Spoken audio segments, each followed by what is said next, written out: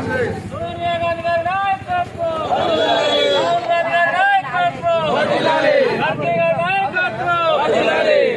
రెడ్డి గారి నాయకత్వం, నారాయణ గారి నాయకత్వం,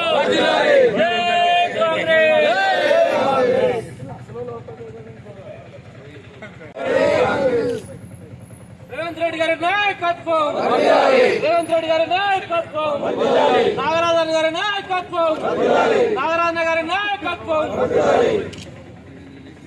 Congress party, Congress party.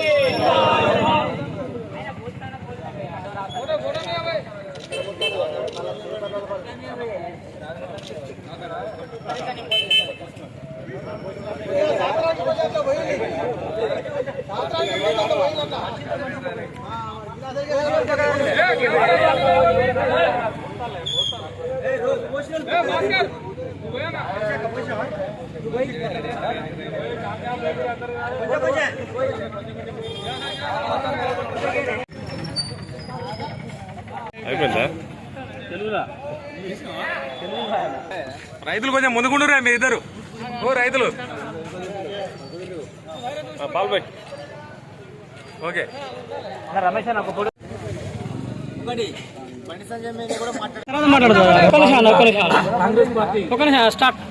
Congress party అధికారం తెలంగాణలో అధికారంలోకి వచ్చినాక మేము ఇచ్చిన హామీలను, 6 గ్యారంటీలను ఒక్కొక్కరు వారీగా, విడుదల వారీగా మేము అమలు చేస్తున్నాము. ఇప్పటికే మహాలక్ష్మి పథకం కింద మహిళలకు ఉచిత బస్సు ప్రయాణం, గృహజ్యోతి, ఇంద్రమ్మ ఆత్మీయ భరోసా, ఈరోజు రైతు భరోసా కూడా వేయడం జరిగింది. కాంగ్రెస్ పార్టీ అంటేనే హామీ ఇవ్వగానే కాంగ్రెస్ పార్టీ హామీ ఇచ్చిన వెంటనే ఏదైనా తక్షణమే చేస్తారనే దానికి ఉదాహరణ మనం 26 తారీఖు అన్ని ప్రారంభించినాం. 26 తారీఖు అయిపోయినాక మేము ఇవాళ నుంచి దశల వారీగా పడుతున్నాయి. పడని వాళ్ళు ఏమైనా ఉంటే అగ్రికల్చర్ ఆఫీస్కి వెళ్ళండి, అందరికీ పడుతున్నాయి. కాబట్టి కాంగ్రెస్ పార్టీ అంటేనే పేదల పార్టీ, ప్రజల పార్టీ.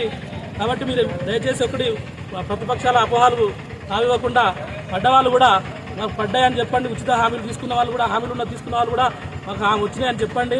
అంటే మేము ప్రజాపాలనలో మేము ఇచ్చిన హామీలన్నీ నెరవేర్చుకుని ముందుకెళ్తున్నాం. కాబట్టి కాంగ్రెస్ గవర్నమెంట్ ఆశీర్వదించాలి.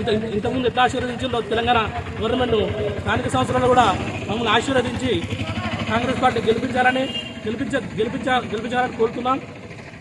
తర్వాత స్థానిక సంస్థలలో మీరు మాకు పట్టం కట్టినట్టయితే దశల వారీగా అయిన వాళ్ళందరికీ అపోహలు ఏంటంటే కొద్ది మందికే ఇస్తున్నారని ప్రతిపక్షాలు చెప్తున్నాయి. అట్లా కాకుండా అర్హులైన వాళ్ళందరికీ 6 పథకాలు ఎవరికైతే అర్హులో ప్రతి ఒక్కరికి ప్రతి ఒక్క పథకం చేకూరుతుంది. కాబట్టి మీరు ఎటువంటి అపోహలు తావు లేకుండా ఏమన్నా చిన్న చిన్న మిస్టేక్లు ఉన్నా కూడా దాన్ని క్లియర్ చేయండి. మా నాయకుల దృష్టికి తీసుకొచ్చినా పర్లేదు, అధికార దృష్టికి తీసుకొచ్చినా పర్లేదు. మీ ప్రాబ్లంను సాల్వ్ చేసి కాంగ్రెస్ పార్టీని వాళ్ళకి గెలిపించాలని కోరుతూ జై కాంగ్రెస్.